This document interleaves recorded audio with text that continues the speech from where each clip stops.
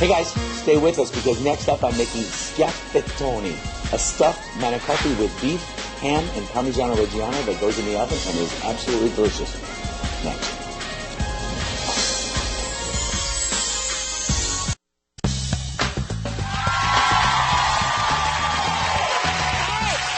We say all the time on our show that it's wonderful when good friends stop by, but it's especially wonderful when they bring food. Please welcome my buddy, Chef Mario Batali.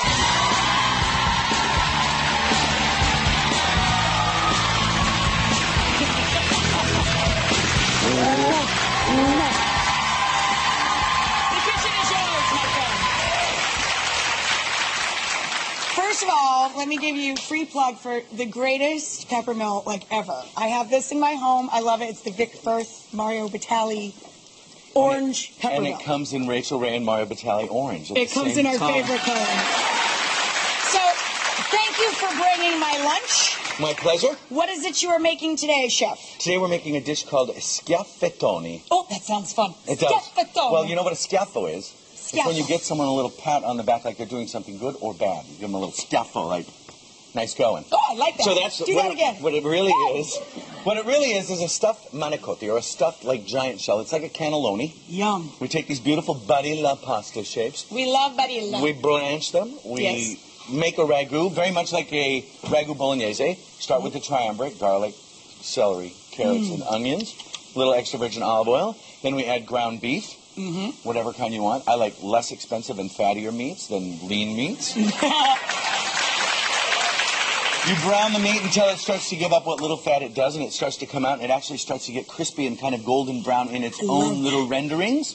Love it when it gets crispy. Little crispy niblets of meat. Well, that's when it also expresses much more than it ever could have, just sitting there by itself. One of the big mistakes that a lot of Americans make when they cook is they don't brown things enough. Yeah. When you allow it to brown long enough, it gets a deeper, richer, more caramelized flavor, which is what we're all looking for. That's what we're all looking for, the more flavor in life. Then either toothpaste or tomato paste. Today we're using tomato paste. And I like to do it just like I did when I was a kid, so that you leave it almost useless. All useless and mangled. And then, strangely enough, and this is a very traditional part of Emilia Romagna or Bolognese cooking, sauce, sure. We add a little milk and a little bit of white wine. Now, the whole trick to the success of this filling, or ragu if you decided to use it as a ragu, is to cook it slow and long in one of these enamel Rachael Ray pans. Oh, thank you, Chef. Because it will never burn, and it's worthwhile to buy at least one of these very nice cast iron enamel-coated pans. And Mario has because you can leave it on for a long time, and it will never burn. Exactly, and that's the key. So we cook that for a long time. We allow it to cool, so it looks like this. Then we add some eggs. We add pecorino or parmigiano, whichever you prefer. I like the sheep's milk. It's so yummy. I like the tanginess of sheep milks, but sometimes Parmigiano Reggiano wins no matter what. Oh, yeah, but it's because it's nutty. Exactly. A little nutty's fun, too. Then prosciutto cotto, which is basically cooked ham, and parsley. But that's it. If you wanted to add a little nutmeg here, you could kind of go a little crazy and do whatever you feel like and make it a little bit special or a little bit different. Most importantly, what you have to realize is that when it really comes down to good cooking, it's all about the personal touch that you put in things. So you use these recipes as kind of a framework. As a framework. And then you move it around. And add your own little guideline to it. Or, I mean, your own little twist, your own little personality. Twisty wonk.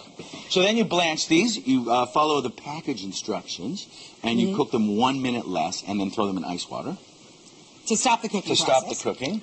And then basically you just put the filling after it's cooled in either a Ziploc bag or one of these fancy pastry bags and just cut the corner off, right? And then you layer them in your little casserole dish with a little tomato sauce and do like so. Is there anything more fun to throw on the table when you're getting a big group of people together, getting your family psyched about dinner than a nice pasta that comes out of the oven? Pasta. And the nice thing about this, when you make this recipe, make double. Oh, yeah. And then you make one of these and throw them in the freezer. And then you're literally only 30 minutes away from a 30-minute meal. Come on.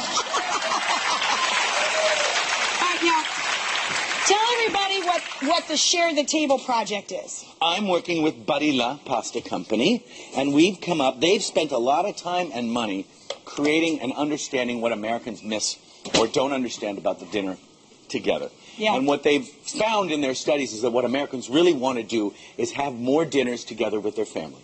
So the whole idea behind the Share the Table concept is you go to their website, you kind of read a little bit of this research that they've done, you make a promise, a conceptual promise. They're not going to follow up on it. But the idea is to try to get to people to having dinner more often. So there's 700 recipes plus 12 exclusive recipes that I developed just for the website at sharethetable.com.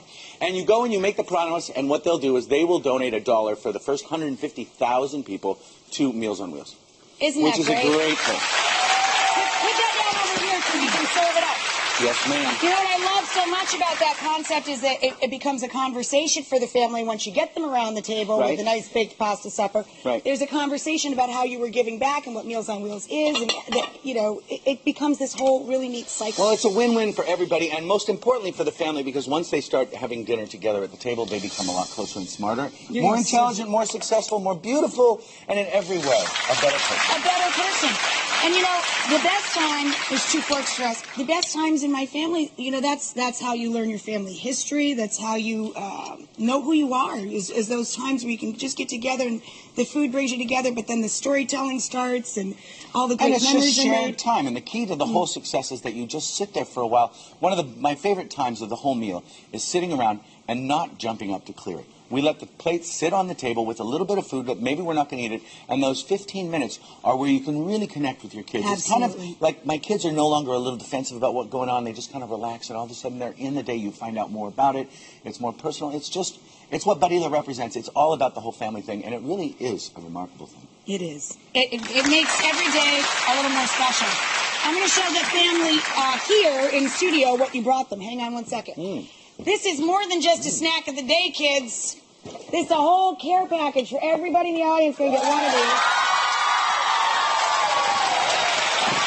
What I love about Mario is that he comes with enough for the whole class. In here, you guys, you've got manicotti, you got some Barillas sauce, you got a wooden spoon, you got the recipe card, and you got Mario's, I have these two, they're awesome, Mario's little nesting, measuring bowl set. For everybody.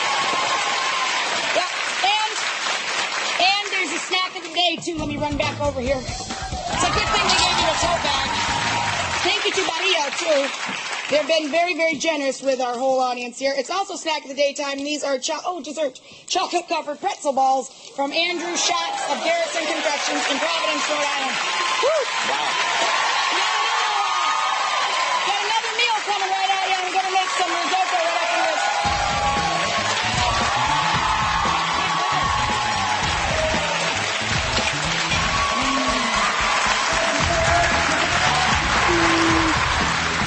That looks like what's for dinner. And rumor has it tastes like spaghetti and meatballs risotto. Yum.